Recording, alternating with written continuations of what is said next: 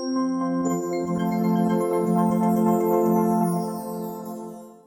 everyone.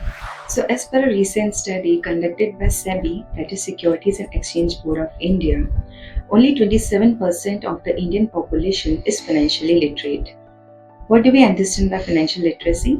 So basically, it is the knowledge that you have about the financial products and the financial markets and how well you are able to manage your financial resources.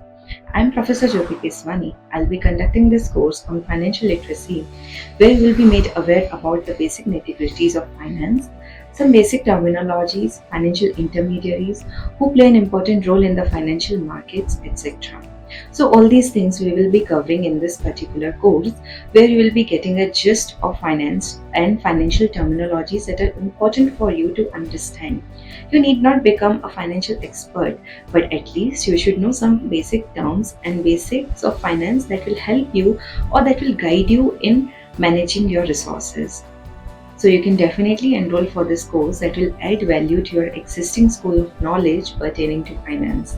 So in this we will be covering basics of financial markets, some stock market terminologies, insurance, and some capital market terminologies, who regulates the financial markets.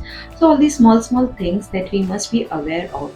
Like I mentioned, some statistics pertaining to finance. Why is it important for us to become financially literate? It is important because we should be able to manage our finances in such a way that we are able to save for future, we are able to invest in right sources.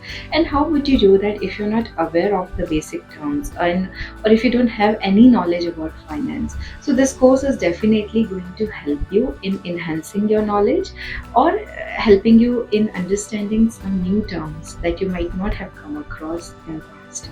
So thank you everyone. Hoping to see you in the course. Thank you.